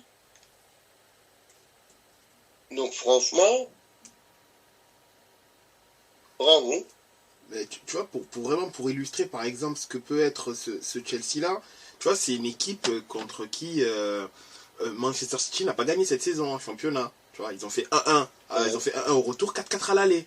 Oui, le pénalty de Cole Palmer, mais derrière, tu vois, c'est une équipe qui peut perdre 4-2 contre les Wolves, qui a fait 2-2 contre Sheffield, qui gagne, qui réussit à faire 4-4 contre City, mais derrière ils se font exploser par Newcastle. Après, tu vois, c'est vraiment une équipe où tu peux pas. C'est dur en fait de savoir quel Chelsea on aura. Est-ce qu'on a le Chelsea bien luné qui est capable de regarder tout le monde droit dans les yeux, ou je sais pas. C'est pour ça que je sais pas. Tant en fait on va tomber. Arsenal va tomber sur le Chelsea des mauvais jours et ils vont leur flanquer un 4-0. Ou ils vont tomber sur un Chelsea des beaux jours et ça va être un match ultra difficile pour les hommes d'Arteta. Je crois que Jeff a quelque chose à nous communiquer par contre. Je pense en effet, oui. Ouais, l'AC Milan qui a enfin marqué un but. Enfin. Dans ce derby. Alors je trouve ça incroyable. Pour faire le petit récapitulatif des épisodes précédents, on va dire. Okafor qui est rentré sur le terrain il y a quelques minutes. Enfin, et j'espère qu'il est rentré à son poste. Il est rentré à place de Musa. Mais j'espère que Pioli a pensé à mettre Leao à gauche, Okafor en 9 et remettre Captain à droite. Bref, il y a eu un but quand même de Milan donc, mais je trouve ça incroyable parce qu'il y a eu double action, donc 2 joueurs qui ont successivement eu une action de but. C'est 2 défenseurs centraux. Et ça, je trouve ça incroyable. Je trouve ça incroyable et aberrant que ce soit 2 défenseurs centraux qui te donnent une action de but. On a souvent ça à la Juve. Regarde avec Gatti, avec Danilo, même avant avec Cielo ou Bonucci qui montait souvent. Ouais, mais c'est pas, vu l'effectif que t'as, je trouve pas. Enfin, pour moi, c'est aberrant. C'est beau, hein, je dis pas le contraire, c'est très bien, je suis très content, surtout pour Tomori en plus. Vu le manque de personnalité qu'il avait sur le. En tout cas, je crois que c'était sur le premier but, encaissé. Mais c'est beau, mais. Ça aurait dû être, normalement, ça aurait dû être des attaquants. Mais bon, on va dire que c'est un petit 2-1 pour l'instant. On est loin de la débâcle qu'on a eue à l'aller. Oh, j'avais pas vu que Chukwueze était aussi rentré sur le terrain, dis donc. Et du coup, au niveau du championnat, au niveau du classement, surtout, on a du coup Arsenal qui est leader actuellement avec 74 points. L'égalité de points avec Liverpool, mais avec une différence de but favorable aux Gunners. City avec un match de moins et 3e avec 73 points. Aston Villa est à 66 points, 4e. Tottenham ferme le Big Five avec 60 points. Newcastle est déjà à 10 points des Spurs à la 6e place. Manchester United est 7e avec 50 points également. 8e, West Ham. Chelsea est 9e. Brighton est 10e. 11e, les Wolves. 12e, Fulham. Bournemouth est à égalité de points avec les Cottagers, 13e. Crystal Palace est 14e. Brentford est 15e. Everton, avec sa victoire, est 16e et prend de l'air un petit peu par rapport à Nottingham Forest, qui est 17e. Le Tantan est 18e. Burnley et Sheffield ferment la marche. Sheffield étant quasiment déjà relégué avec 16 points.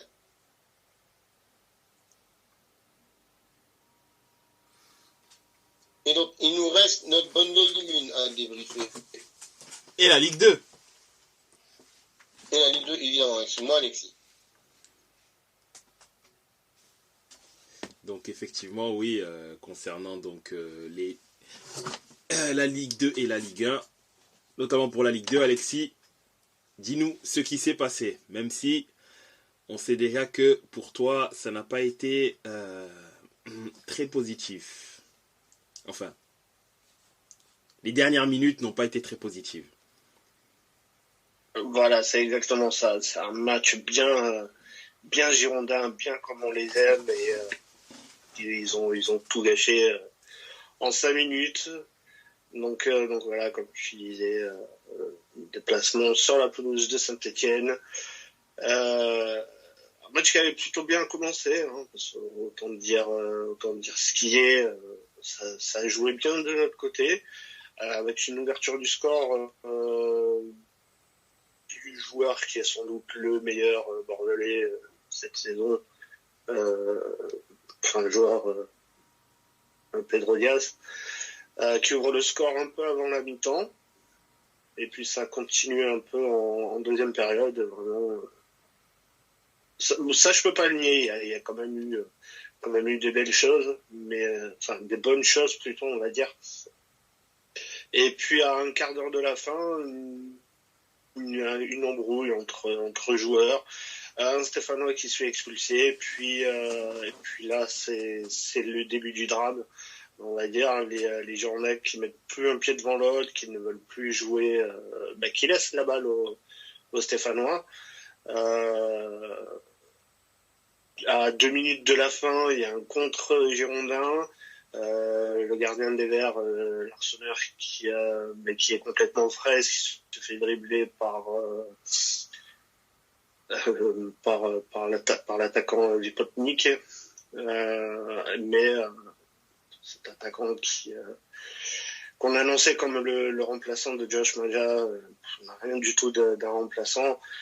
Qui confond son pied droit et son pied gauche, qui s'embrouille ses pieds, ses jambes, tout ce que vous voulez, et qui n'arrive pas à remettre le ballon dans l'axe et ne pas marquer ce deuxième but. Et puis les arrêts de jeu totalement. Il n'y a pas de mots pour décrire ce qui s'est passé dans ces 5 dernières minutes. Saint-Étienne qui égalise grâce à Cardona, un petit peu du côté de l'Allemagne notamment. Donc égalisation de Cardona à la 91e minute. Et puis, puisque ce qui devait arriver arriva. Le deuxième but des Verts, toujours l'œuvre de Cardona. Victoire des Verts, donc voilà. Maintenant, il n'y a plus, comme dirait Camille avec la Juve, vivement que cette saison se termine. Maintenant, et surtout, est-ce qu'on pourra partir de la saison prochaine? Ça, je ne sais strictement rien. Mais voilà, comme je disais au début, c'est un match bien girondin, un match où on joue bien, puis où ils ont tout lâché, donc ils nous sortent qu'ils ont fait des erreurs, mais ça fait quand même plusieurs matchs qu'il y a des erreurs, plusieurs fautes professionnelles, mais ça fait également plusieurs matchs qu'il y a plusieurs fautes professionnelles, les gars. Donc on est 13e, on est à 6 points de la zone de relégation. Donc on n'est pas à l'abri d'un désastre sur le terrain.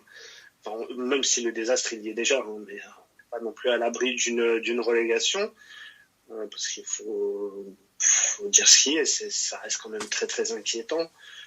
Maintenant, je continue de penser qu'il y a des équipes encore plus mauvaises que Bordeaux cette saison, et ça c'est quand même très fort. qu'il y ait des équipes encore plus mauvaises, parce qu'on est quand même déjà très mauvais. Mais voilà, je pense quand même que sur le terrain, ça se maintiendra jusqu'à la dernière journée, parce qu'on a quand même un calendrier qui est plutôt abordable avec la réception de Dunkerque demain. Enfin, même Dunkerque arrive à en avoir peur. Il y a un déplacement à Laval samedi, puis on reçoit Ajaccio, qui est eux aussi en lutte pour une possible 5e place. On joue Concarneau en avant-dernière journée, puis on reçoit Pau qui pourrait venir sur ce dernier match jouer une 5e place, voire mieux, hein, on ne sait pas. Mais voilà, c'est une saison totalement oubliée. Donc, comme je disais, Bordeaux qui reçoit Dunkerque demain. Il y a eu un communiqué des Ultramarines ce matin qui est tombé, où ils disent qu'ils appellent un stade vide sur le premier quart d'heure. C'est gentil, hein, mais un quart d'heure, les joueurs, ils en ont un peu rien à foutre. Donc voilà. Vivement que cette saison se termine. Je sais pas où on va l'année prochaine, mais voilà, ça s'annonce très très compliqué du côté des Girondins, déjà sur cette fin de saison, sur déjà savoir si on va passer la DNCG. Donc Alexis, si je peux me permettre, j'ai envie de faire un parallèle avec une autre équipe. Pour moi, Bordeaux, c'est un petit peu le Schalke allemand cette saison, le Schalke français.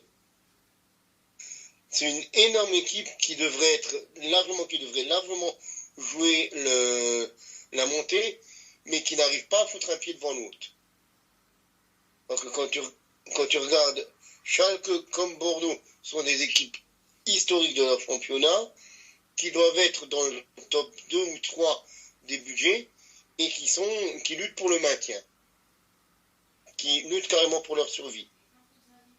C'est pas ça. ce que tu en penses. Ouais, c'est exactement ça. Puis surtout qu'aux dernières nouvelles, c'est que, enfin là, ça semble pas être le cas. Mais si Schalke descendait en 3e division, le club serait amené à disparaître. Voilà, s'il ne reste pas en 2e division, il n'y a plus de Schalke. Au revoir Schalke. Voilà, donc c'est exactement ce qui se passe du côté de Bordeaux. Il n'y aura pas de saison nationale, de toute façon il n'y a pas de sous, donc on ne peut pas partir sur une saison nationale.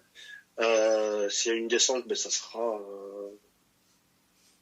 un nouveau club qui sera reformé. Voilà, c'est exactement ça. Mais je sais même pas où on les retrouvera l'année prochaine. Donc voilà, il n'y a pas de sous à Bordeaux. On nous dit que Lopez a des sous, mais toujours pour emprunter, c'est le premier. Donc encore un prêt avec les autres prêts.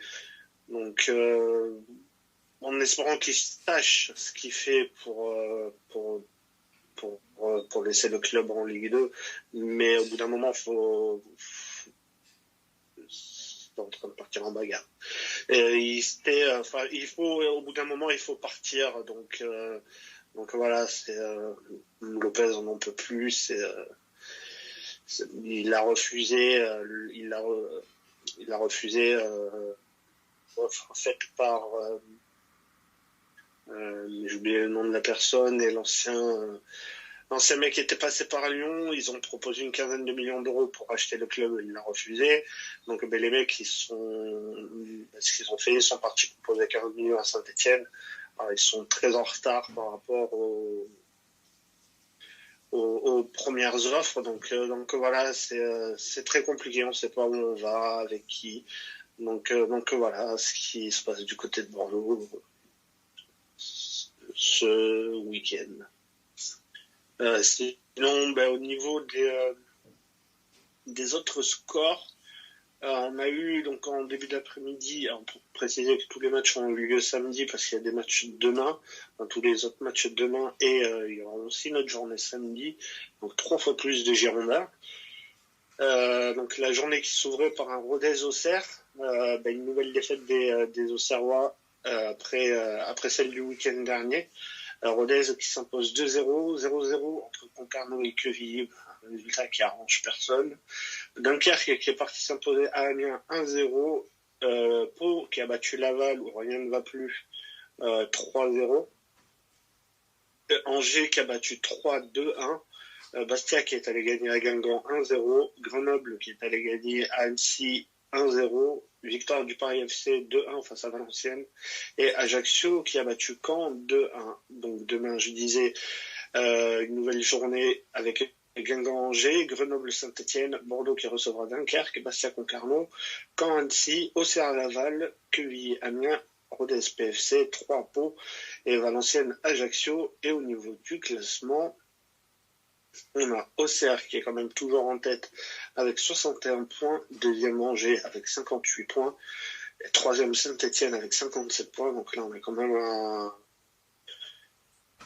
un panaché d'équipes qui luttent pour la montée. Au niveau de la suite du classement, on a le Paris FC qui est quatrième avec 52 points, cinquième Rodez et Pau avec 50 points, septième Laval avec 49, Caen qui est huitième avec 48, 9e Guingamp 47, 10e Grenoble et Ajaccio 45, 12e Amiens 44, 13e Bastia 43, 14e Bordeaux avec 41 points comme Dunkerque avec 41 points, 16e Annecy 39 points, et là on arrive dans la zone de relégation où c'est compliqué pour 3 avec 35 points et Concarneau également 35 points, Quevilly avec 33 points et 20e et bon dernier est relégué, surtout on le savait déjà depuis les semaines passées, c'est Valenciennes avec 17 points.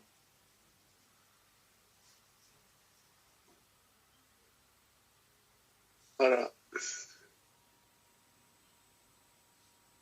Et donc, merci pour ces informations. Top. Concernant... Comme dirait notre cher Thomas Tuchel, top. Mais maintenant, que nous a réservé l'élite du football français? Alors, ce qu'a réservé l'élite du football français, c'est des équipes qui, globalement, au niveau du haut de tableau, du moins, arrivent à faire le nécessaire, et certaines équipes du bas de tableau, du moins, qui, elles, ont des résultats divers. Tout d'abord, je vais volontairement laisser un certain match d'une certaine équipe qui a joué contre le Havre de côté, puisque je pense que certains seront mieux placés que moi pour pouvoir en parler. Mais relativement. Nice, qui s'est rassuré, enfin, entre parenthèses, en gagnant contre Lorient, donc 3-0. Rennes, qui gagne le derby et qui se rassure aussi pour le coup, vu que Rennes, c'est vraiment, ça souffle le chaud et le froid, mais du coup, positif pour eux, puisqu'ils gagnent 3-0, ils se replacent dans la course à l'Europe. Lens, qui se rassure également en gagnant par la plus petite des marques contre Clermont, en gagnant 1-0. Reims, par contre, ne fait pas le nécessaire, et donc perd contre Montpellier 2-1. Lille qui, malgré sa défaite au pénalty, s'est bien rattrapé en allant gagner contre Strasbourg et continue sa belle... il continue de faire son petit bout de chemin en étant toujours dans la zone Ligue des Champions. Monaco qui gagne le gros match contre Brest. Monaco qui gagne 2-0 en ayant plié le match quasiment en 10 minutes par le biais de Zakaria et Minamino. Et donc Monaco qui s'offre vraiment sauf miracle, en sachant qu'ils ont un match en moins bien évidemment, ce qui devrait, qui est deuxième d'ailleurs du classement, qui est passé devant Brest, et qui fait vraiment le nécessaire qui tient donc à cette place de Ligue des Champions. Brest n'est plus qu'à 1 point de Lille d'ailleurs au passage, donc attention pour Brest, mais... J'allais justement en venir. Est-ce que vous ne pensez pas que Brest peut chuter du podium d'ici la fin de saison? Moi, je les vois finir 5e ou un truc comme ça. J'ai du mal à y croire qu'ils descendent aussi bas. Je pense qu'ils vont le faire. Ils vont réussir à être en Ligue des Champions. Je pense vraiment qu'ils vont réussir. Après, les défaites qu'ils prennent, mine de rien, c'est pas des matchs infamants de leur... Enfin, ils perdent difficilement contre Lens. Ils perdent difficilement contre Lyon aussi. Monaco, c'est pas une défaite où ils se font écraser. Enfin, je pense quand même que si tu lèves les grosses équipes, les grosses cylindrées du championnat, Brest globalement font le taf, hein. Brest globalement fait le taf et je pense qu'ils vont réussir ils vont le faire. Ils vont Ils ont un calendrier abordable. Oui aussi, ils ont Rennes, Nantes, Reims, Toulouse. C'est largement faisable pour préserver leur place en Ligue des Champions. Je trouve, hein. Moi, je sais pas pourquoi je les vois. Ben, évident, je leur souhaite en Ligue des Champions. D'ailleurs, le stade avait été validé pour jouer la Ligue des Champions. Invalidé, oui. Il a été validé à moitié. À moitié, ouais, c'est ça. Mais, par contre, mon cher Cyrus, je crois qu'il est le moment de te souhaiter quelque chose, non? Moi, c'est au-dessus de mes forces, je peux pas. En effet, oui, avec la victoire... Moi, je vais le faire. Félicitations pour le Scudetto. Félicitations pour le 20e. Hein. La deuxième étoile. Félicitations, la deuxième étoile. On se revoit dans 35 ans pour la troisième. Disons qu'au niveau de l'ambiance en fin du match, on était digne d'un vrai derby, quoi. Peut-être que félicitations et puis rendez-vous dans 35 ou 40 ans pour la troisième étoile. De toute façon, on s'était dit rendez-vous dans 10 ans. On sera probablement déjà revenu au sommet. De toute façon, on s'était dit rendez-vous dans 10 ans. Hein. Grave. On s'était dit rendez-vous dans 10 ans, mais moi, t'inquiète pas. Il y a une équipe qui va pas attendre 10 ans pour venir reprendre ça. Exactement. Non, bah oui, c'est le Milan AC. Bon espoir. Bien sûr, c'est le Milan AC. Non, je parlais d'une équipe qui a déjà la deuxième étoile depuis longtemps, même la troisième depuis longtemps. Oh. Et là, il n'y en a pas beaucoup. Il n'y a pas beaucoup de choix qui restent. Il n'en reste qu'un seul qui joue en blanc et noir. Et je parle pas de l'Udinese. Non, mais par contre, pour revenir 2 secondes dessus, la fin de match a été assez... Ouais, en effet. Mais bon, après, personnellement, que Dumfries et Théo s'embrouillent, personnellement, ça m'étonne pas. C'est pas la première fois que ça arrive. Ils se sont déjà écharpés plus d'une fois sur le terrain, donc ça m'a pas plus choqué que ça, en fait, que ça ait fini en doux. Enfin, ceux qui s'embrouillent, ça ne m'étonne. Ça m'a pas plus étonné que ça, en fait, tu vois. C'est pas la première fois, et si les deux, enfin, surtout si Dumfries est encore là l'année prochaine, mais si les deux sont encore là, ben, ça va encore sûrement arriver, mais que je te dise, tu vois, qu'ils prennent rouge, bref, voilà, quoi, tu vois. Mais bon, l'essentiel a été... Par contre, je voudrais ton avis sur le deuxième rouge, celui de Calabria. Moi, je veux bien qu'il y ait contact. Il n'y a pas de souci, il y a contact tous les jours. Mais je trouve la réaction de je sais plus quel joueur interiste était un peu exagérée, je trouve. Ouais, j'aurais pas mis rouge, personnellement. Je trouve que c'est rouge, c'est un peu exagéré, tu vois. Je veux bien que tu mettes une faute ou limite un jaune, il n'y a pas de souci. Je suis d'accord. Mais je trouve le rouge un peu exagéré. Ouais, il est un peu sévère. Je trouve le rouge, il est un peu sévère par rapport pour Calabria, en effet. Je sais pas. Franchement, je le trouve sévère, le rouge. Vraiment assez sévère et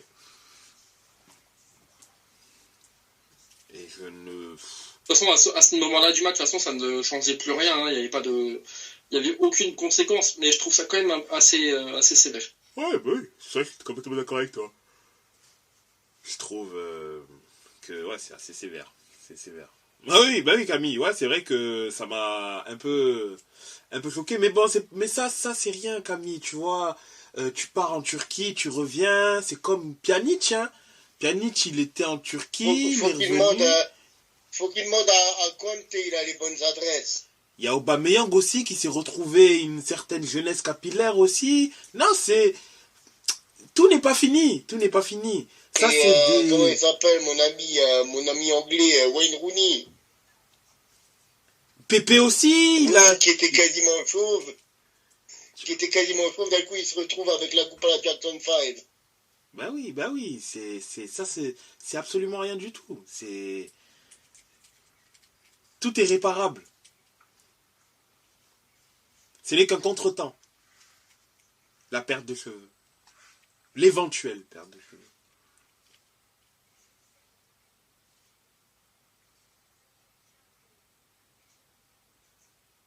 Mais oui, pour revenir donc à ce qui s'est passé en Ligue 1, donc en plus de tout cela,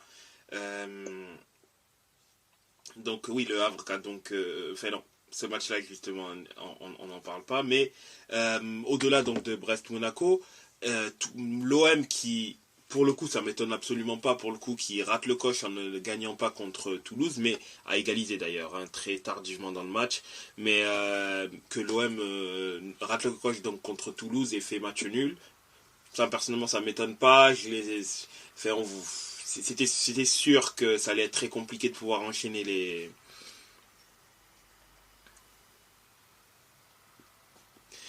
c'était sûr que l'OM serait fatigué et n'aurait pas pu globalement enchaîner 2 matchs de très haut niveau. Par contre, pour le coup, le PSG Lyon, c'est pas un match qui m'étonne au niveau du résultat. Je dirais c'est un peu un retour à la réalité, je pense. Pour Lyon, où effectivement c'est l'une des meilleures équipes en France sur la deuxième partie de saison. Je crois même d'ailleurs c'est la deuxième, hein, la deuxième meilleure équipe en France. Mais derrière, il est vrai qu'il y a quand même un gap entre eux et une équipe qui prétend au titre chaque année comme le PSG. Et je pense que ce match a remis en fait un peu l'euphorie un peu... l'euphorie lyonnaise de ces dernières semaines, des derniers mois, je pense qu'elle s'est un peu, entre parenthèses calmée, en disant ok, on est en train de vraiment de faire une très belle remontée au classement, mais là, on sent qu'on n'y est pas encore si on veut viser le titre. Parce que il y a quand même une certaine différence. Mais oui, il y a eu un score très très lourd, 4-1, en sachant que d'ailleurs tout s'est fait en première mi-temps. Hein. Le PSG a mis 4 buts, puis après la deuxième mi-temps ça a été voilà, plutôt tranquille. Mais ouais, ça c'est forcément pas étonnant. Et pour le Havre contre Metz, je vous laisse dire ce qu'il s'est passé. Alors, ce qui s'est passé entre Le Havre et Metz, c'était évidemment un match de bas de tableau. Enfin, qu'on jouait tout simplement les relégables contre les non relégables, ou les barravistes contre les non barravistes, appelle ça comme tu veux. Et pour une fois, Metz a fait un bon match. Metz a remporté, tout simplement pour donner quelques stats, Metz a remporté 4 de ses derniers matchs. C'est autant que les 23 premiers cette saison. Donc voilà. Le Havre intègre les places de barravistes ou de relégables pour la première fois cette saison. Et Metz, tout simplement, a géré son match. Metz a été réaliste avec un but de monsieur de Mr. George. Évidemment, c'est Nico Tadze qui marque le seul but de la rencontre. Juste à l'entrée de la seconde période, on a un Nico Tadze qui a la réception d'une action. Ça part sur le côté gauche. C'est le jeune Arthur Atta qui est servi. Atta qui, depuis l'aile gauche, rentre dans l'axe. La frappe est repoussée par le gardien havrais. Et ça retombe sur qui? Sur Mr. George, qui marque son 10e but de la saison. Ça va quand même. Le mec, en 8 matchs, il a marqué 10 buts. C'est propre. Je me dis, imaginez si Nico Tadze était resté toute la saison. Imaginez juste. Le mec, en 16 matchs possibles, il aurait joué 10 buts. Et 3 pas décisifs. Franchement, c'est un mec vraiment C'est vraiment le seul joueur vraiment à maintenir vraiment absolument du côté de Metz. Après, Metz n'a pas été dégueulasse sur ce match. Faut pas dire, oui, Metz, ils ont volé le truc. Alors, ok, le Havre a tiré plus que nous. Mais si tu regardes, ils ont 4 tirs, on en a 2. Bon, à partir de là, s'ils n'arrivent pas à tirer, ils ont tiré 16 fois au but. Ils en ont cadré que 4. On en a cadré 2, on en a mis un au fond. Ce qui veut dire que leur gardien n'a pas été performant. Alors, oui, on n'a pas été... c'est pas le plus beau match qu'on a vu de Metz de la saison. Mais c'est un des plus importants. C'est clairement un des plus importants parce que c'est un match qui nous permet de sortir la tête de l'eau. On est actuellement à égalité de match avec le Havre, avec Clermont, avec Nantes. Il y a Lorient qui a un match à rattraper, qui a 3 points de moins que nous, qui a un goal average moins bon que le nôtre. Donc même, faudrait qu'ils gagnent leur prochain match par 3-0 pour nous rattraper. Donc actuellement, je considère que Metz est 15e. Et surtout grâce à Mikotadze. Mais voilà. Pour l'instant, Metz est 15e. Metz n'est même pas barragiste. Metz, à l'heure actuelle, si la saison se terminait maintenant, jouerait la saison prochaine en Ligue 1. Il y a juste un petit hic, c'est le calendrier jusqu'à la fin de la saison. Il y a Lille, Rennes, Strasbourg, Paris. Là, ça risque de devenir compliqué. D'ailleurs, Paris et Marseille qui vont jouer certainement les juges de paix dans cette course au maintien. Parce que Paris joue sur les 4 derniers matchs, je crois, 3 relégables ou 3 candidats à la relégation. Avec Metz, avec Lorient et avec Le Havre.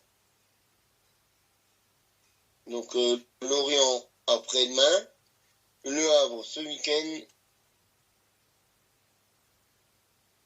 et Metz en avant-dernière journée. En dernière journée, pardon. Lors du dernier match. On jouera Paris à domicile pour clôturer la saison du côté de Metz.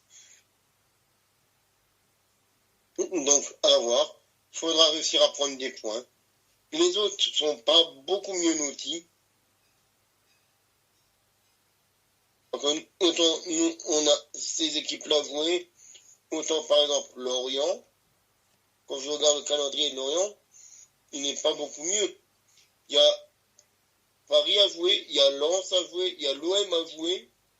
Bon, ok, il y a Toulouse et Clermont. Mais bon, il faut les gagner, ces matchs. Quand je regarde Le Havre, qu'est-ce qu'ils ont à jouer jusqu'à la fin de la saison? Ils ont Paris, ils ont Stras, ils ont Nice, ils ont l'OM. Est-ce mieux que nous? Je ne pense pas. À la rigueur, peut-être Nice. Mais Strasbourg, ça va être un truc qui va se jouer à couteau tiré. Bon, Paris, je pense pas besoin de trop raconter. Et Marseille, j'ose espérer que Marseille fasse le boulot. À voir. Donc là, Metz a, j'ai quand même envie de dire toutes les grappes en 1 pour se maintenir. Et tout dépendra évidemment de Georges.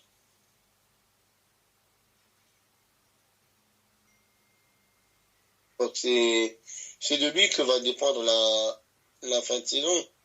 Parce que quand on regarde, meilleur buteur, Mikotadze, 10 buts après, c'est notre capitaine, notre arrière-gauche, Mathieu Hudol, le meilleur buteur, à égalité avec Tchèque Sabali, avec 3 buts. Et Mikotadze, non seulement c'est notre meilleur buteur, mais c'est aussi notre meilleur passeur. Notre deuxième meilleur passeur, derrière Lamine Camara. Alors que quand même, le garçon de Mikotadze, il n'a quasiment pas joué, quoi, de toute la première partie de saison. Il a joué, je crois, 4 matchs avec nous avant de partir à l'Ajax.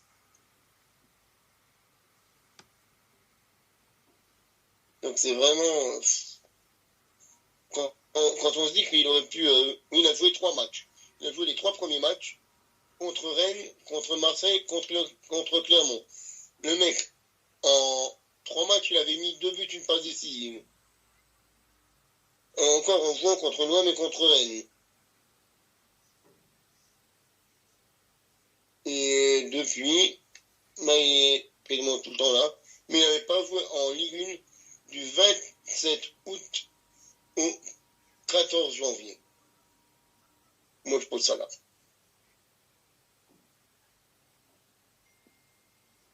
Alors, voilà, comme dit, notre survie en Ligue 1 cette saison dépendra de Mikotadze. Un mec qui est quand même, qui a le 2e plus faible temps de jeu du top 10 au niveau des buteurs. Le seul du top 10 au niveau des buteurs qui a le moins de temps de jeu que lui, c'est Gonzalo Ramos. Avec 1180 minutes. Autrement, Mikotadze avec 1389, c'est le 2e plus faible temps de jeu des 10 meilleurs buteurs du championnat. Après, il faut aller directement chercher sur du 1800 et quelques. On a Minamino qui est 10e avec 1838, qui a 8 buts. Et on a Ben Yedder qui est à 11 buts, à 1 but devant Mikotadze avec 1877 minutes. Ce qui veut dire le mec qui a quasiment 500 minutes de plus. Donc 5 matchs et demi.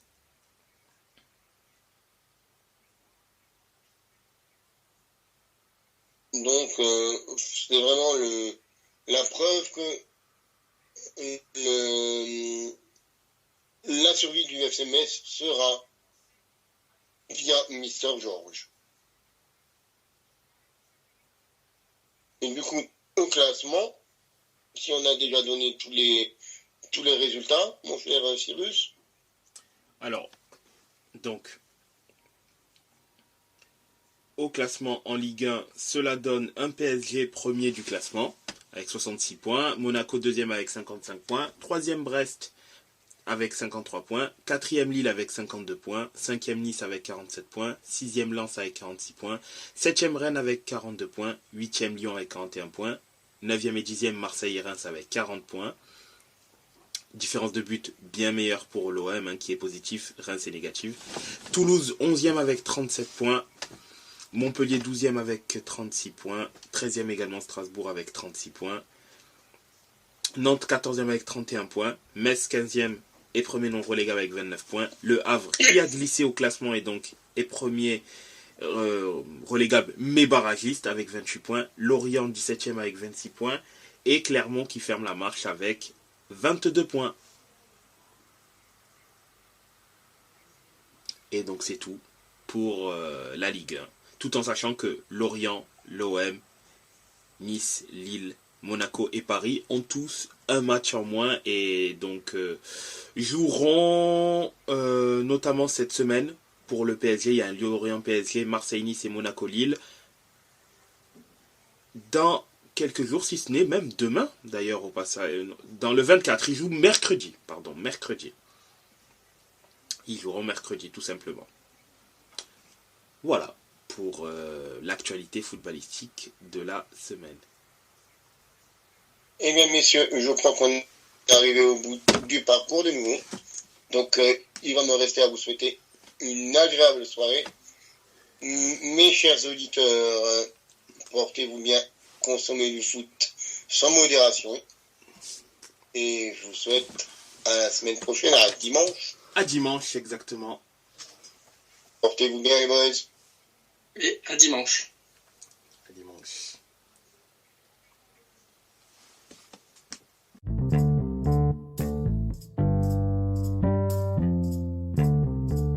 Yo les gars, si vous souhaitez avoir des maillots de qualité livrés rapidement à prix compétitif, n'hésitez pas, foncez chez notre partenaire maxikit.com avec le code La Table Ronde, vous avez 15% de réduction. Alors n'hésitez pas, si vous voulez des maillots de qualité livrés rapidement, foncez chez notre partenaire maxikit.com. Code promo La Table Ronde, tout attaché en minuscule. Si ça ne fonctionne pas, essayez bien en majuscule également. See you next time and peace.